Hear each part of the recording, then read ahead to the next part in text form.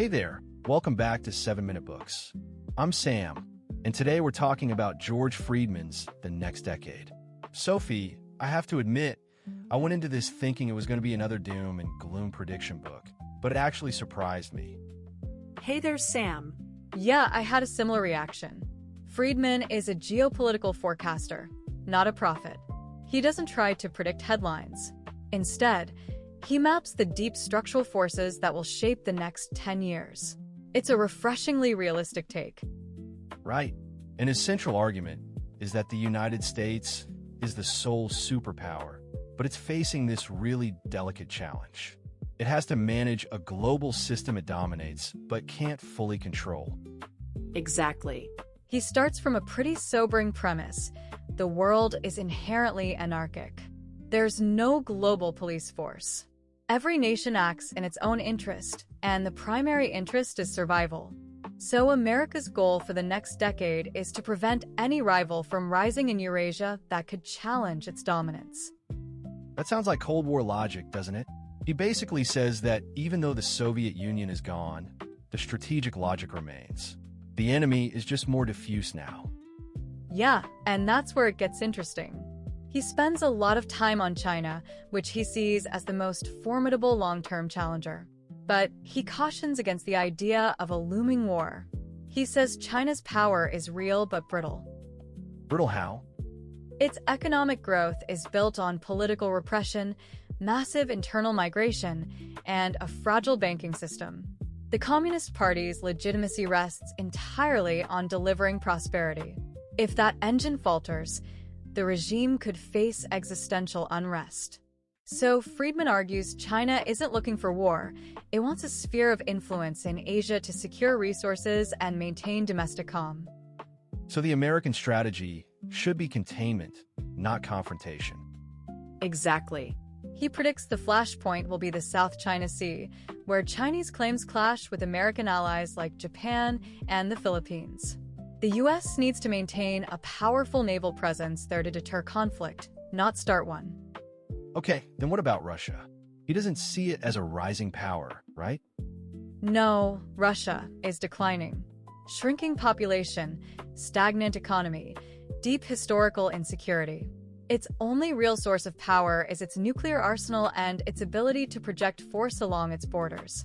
Friedman's key insight is that Russia's goal isn't conquest, it's disruption. Disruption. I like that.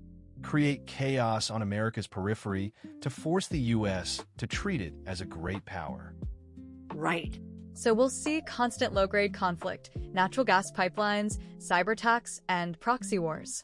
The U.S. has to resist overcommitting there because Russia's weakness is its own best weapon. In Europe?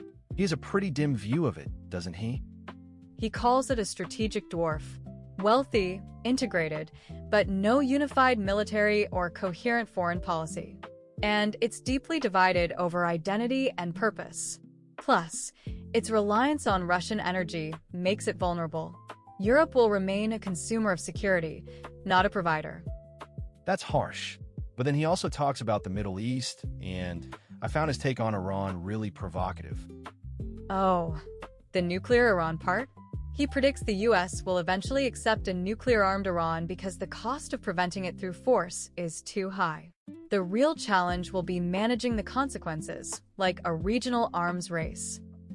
Honestly, the most surprising part for me was his discussion of America itself.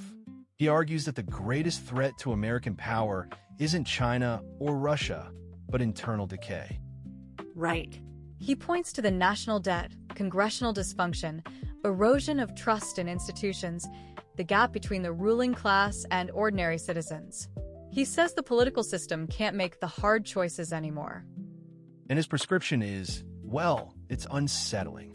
He says the U.S. needs strong, decisive executive leadership that can act in the national interest, even if it means bypassing a gridlock Congress. He doesn't advocate for dictatorship, but for an enlightened realism at the highest levels. The president must be a geopolitical strategist first, willing to cut domestic spending, renegotiate trade deals, and use military power in a focused way. And the American people have to accept that the era of cheap money and global crusades is over. We need austerity and strategic retrenchment. That's a hard sell, politically, but he's consistent. He calls the American system an empire, not colonial, but a network of bases, alliances, and influence. And like all empires, the danger is overextension. So the lesson for the next decade is that the U.S. has to distinguish between what's vital and what's merely desirable. It has to let some regions burn and accept a degree of chaos that its moralistic instincts find repugnant. Right. He also talks about the nature of future war, drones, cyber attacks, and special operations. The ability to disrupt an enemy's command and control will be more important than seizing territory. And the U.S. is both advantaged and vulnerable there. In the global financial system, he sees the 2008 crisis as a symptom of a deeper problem. The global economy is built on American debt. At some point, creditors will lose confidence, and the dollar could collapse.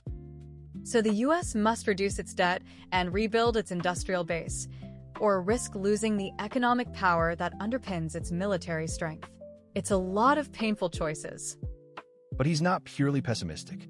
He believes the U.S. has the resources and strategic tradition to navigate this. It just needs clear-eyed realism. The key takeaway for me is that the next decade will test American character.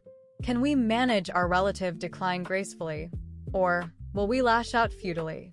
The pen is in the hands of a few people in Washington, Beijing, Moscow.